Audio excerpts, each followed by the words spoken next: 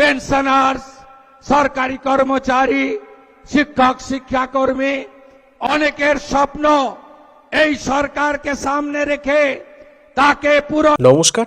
পেনশনারদের জন্য বড় সুখবর, হঠাৎ ব্যাংক অ্যাকাউন্টে ঢুকছে বকেয়া ডিএ এরিয়ার। পঞ্চম বেতন কমিশনের যে বকেয়া ডিএ নিয়ে নতুন আপডেট। আপনার টাকা ঢুকেছে কিনা? আচমকা ব্যাংক অ্যাকাউন্টে মোটা অঙ্কের টাকা, এর কারণ কি? কাদের ঢুকছে, কেন ঢুকছে, যাদের ঢুকছেন না সেই বিষয়ে বিস্তারিত আলোচনা। নমস্কার।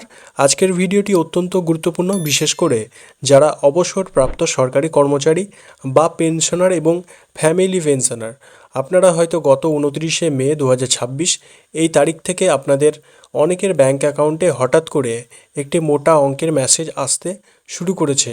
কোনো পূর্ব ঘোষণা ছাড়াই এই টাকা ঢুকছে। অনেকেই চিন্তায় পড়ে গেছেন যে এই টাকা কিসের, সরকার কি হঠাৎ করেই বকেয়া ডিএর টাকা দিচ্ছে? আজকের এই ভিডিওতে আমরা এই বিষয়টি গভীরে গিয়ে জানব।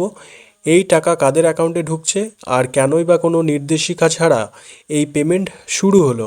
ভিডিওটি শেষ পর্যন্ত দেখুন, কারণ এটি আপনার আর্থিক বিষয়ের সঙ্গে জড়িত। গত 29শে মে হঠাৎ করে অসংখ্য পেনশনার এবং ফ্যামিলি পেনশনারদের ফোনে মেসেজ আসা শুরু করে যে তাদের অ্যাকাউন্টে টাকা ক্রেডিট হয়েছে। প্রাথমিক ধোঁয়াশা কাটার পর জানা যায় এটি পঞ্চম বেতন কমিশনের অধীনে থাকা 2008 সাল থেকে 31শে ডিসেম্বর 2015 পর্যন্ত যে বকেয়া ডিএ বা এরিয়ার টাকা। এর আগে বিগত সরকারের আমলে 2016 থেকে 2019 সাল পর্যন্ত যে বকেয়া ডিএর কিছু টাকা দেওয়া হয়েছিল, যদিও সেই পেমেন্টের স্বচ্ছতা নিয়ে অনেক পেনশনার অভিযোগ জানিয়েছিল। এবার কিন্তু তার আগের সময়ের অর্থাৎ 2008 থেকে 2015 সালের বকেয়া টাকা নিয়ে এই নতুন চমক।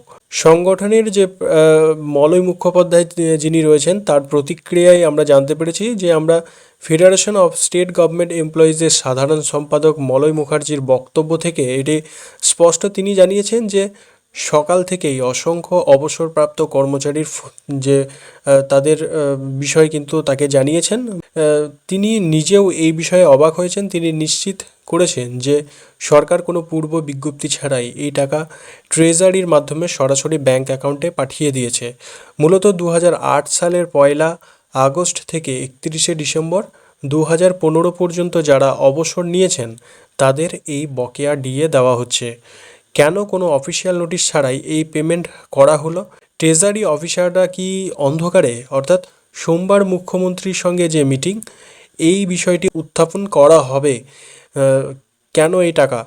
আপনি টাকা পেয়েছেন কি এবং কিভাবে চেক করবেন? অনেকে প্রশ্ন করছেন, যারা টাকা পাননি তারা কি বঞ্চিত হবেন, বা কলকাতা ভিত্তিক যে পেনশনাররা তারাই কি শুধু পেয়েছেন? এই বিষয়ে এখনও পূর্ণাঙ্গ কোনো তালিকা পাওয়া যায়নি। তবে যেহেতু এটি একটি বড় অঙ্কের পেমেন্ট, তাই যারা নির্দিষ্ট সময়ের মধ্যে অবসর নিয়েছেন তাদের ব্যাংক অ্যাকাউন্ট চেক করা জরুরি। আপনি আপনার পাসবুক আপডেট করুন অথবা আপনার ব্যাংকের যে মোবাইল অ্যাপের মাধ্যমে ট্রানজ্যাকশন হিস্ট্রি চেক করুন। যদি টাকা ঢুকে থাকে তবে সেটি আপনার ডিএ এরিয়ার হিসাবে দেখাবে। সবশেষে একটাই কথা, যে আপনারা বিভ্রান্ত হবেন না। সরকার বদল হোক বা পরিস্থিতি যাই হোক, পেনশনারদের অধিকার আদায় সবসময় সঠিক নিয়ম মেনে কাজ করা হবে।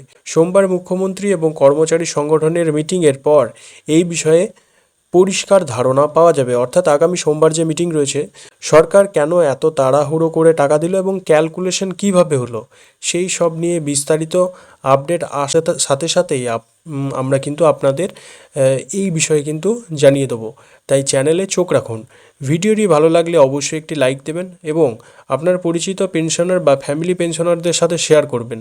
আর এই ধরনের ইনফরমেটিভ ভিডিও মিস করতে না চাইলে চ্যানেলটি এক্ষুনি সাবস্ক্রাইব করে রাখুন। দেখা হচ্ছে পরের এক গুরুত্বপূর্ণ ভিডিওতে। ধন্যবাদ।